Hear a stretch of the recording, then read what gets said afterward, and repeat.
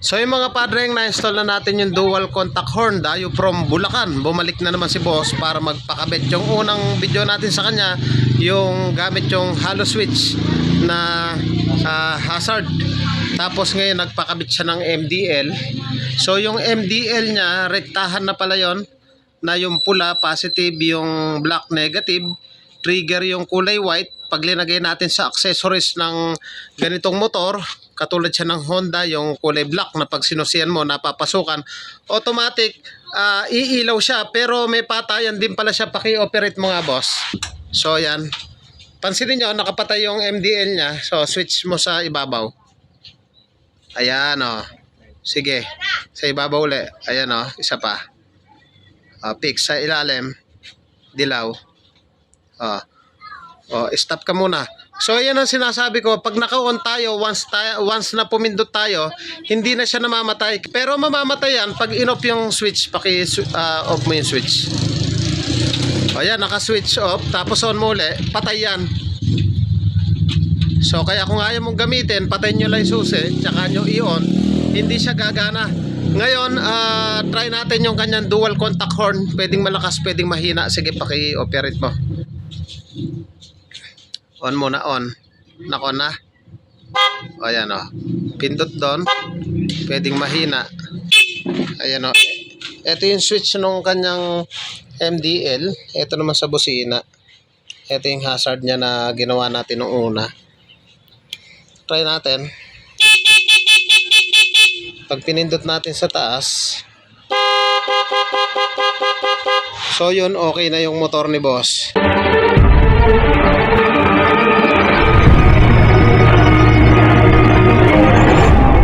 Kumusta kayo mga padreng, at welcome back na naman sa ating channel. May dinala rito Griffin 180i, tama ba? FI na siya. Gagawin namin dito, magpapakabit siya ng MDL, yun o, tsaka dual contact horn.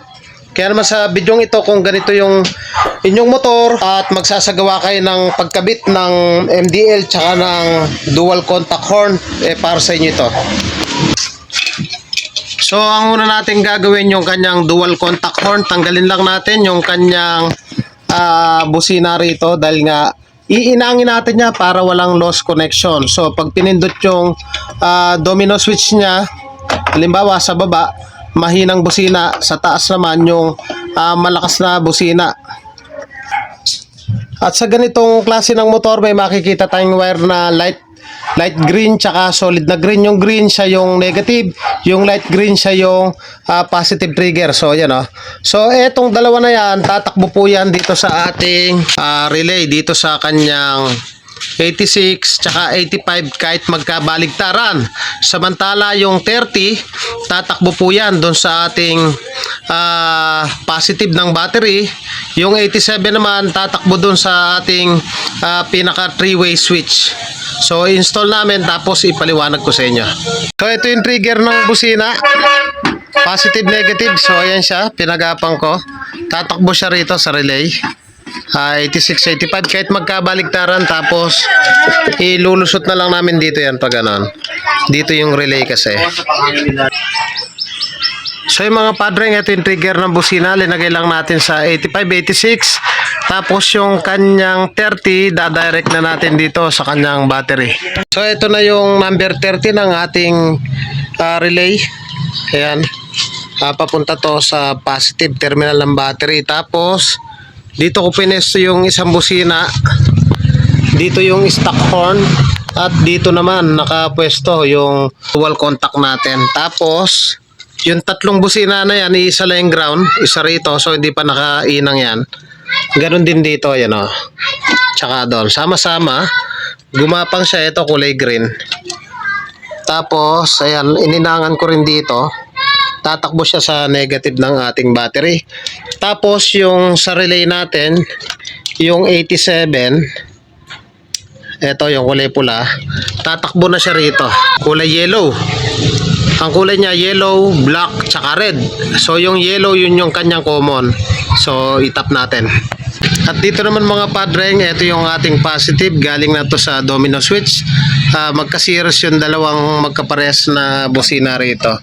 So yun lang, pinagapang lang natin dito. Doon. Magka-series sila. Hindi kami nagpuputol. Tapos tatakbo dito sa domino. Dito. Yung kulay black or red. Kahit magkabaligtaran pwede dyan. Yung isang terminal nito tatakbo naman dito sa mahinang busina. So yung mga padreng, ito na yung galing dun sa 3-way switch. Itong wire na to yung binuhol namin, tumakbo siya sa yellow wire. Dito kahit magkabaligtaran yung natitirang black tsaka red. So tatakbo po yan. Ito common to. Galing po ito dun sa ating relay. Dun sa ating horn relay. Tapos yung dalawa automatic, direct po yan sa mahinang busina tsaka sa malakas na busina. So try natin. Pindutin natin dito sa baba. Pag pinindot naman sa taas,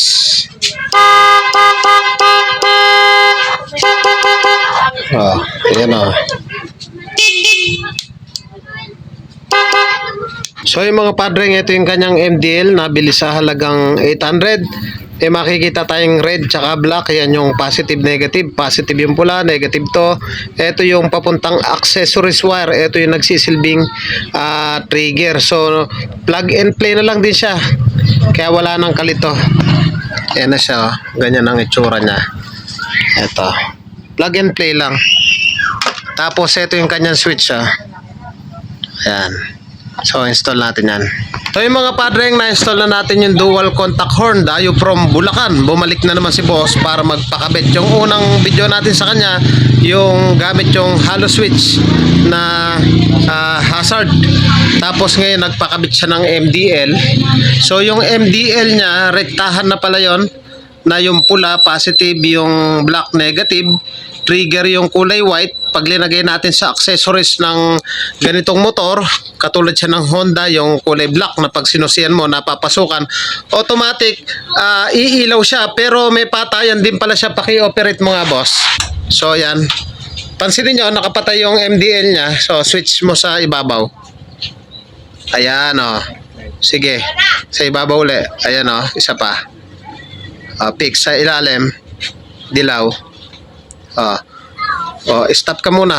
So yan ang sinasabi ko, pag naka-on tayo, once na pumindot tayo, hindi na siya namamatay. Pero mamamatay yan pag in-off yung switch, off mo yung switch.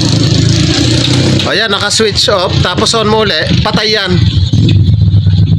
So kaya kung ayaw mong gamitin, patayin nyo lang yung susi, tsaka nyo i-on, hindi siya gagana. Ngayon, try natin yung kanyang dual contact horn. Pwedeng malakas, pwedeng mahina. Sige, paki-operate mo. On muna, on. Naka-on na. O, ayan o. Pindot doon. Pwedeng mahina. Ayan o. Ito yung switch nung kanyang MDL. Ito naman sa busina. Ito yung hazard niya na ginawa natin nung una. Try natin. Pag pinindot natin sa taas, so yun, okay na yung motor ni boss.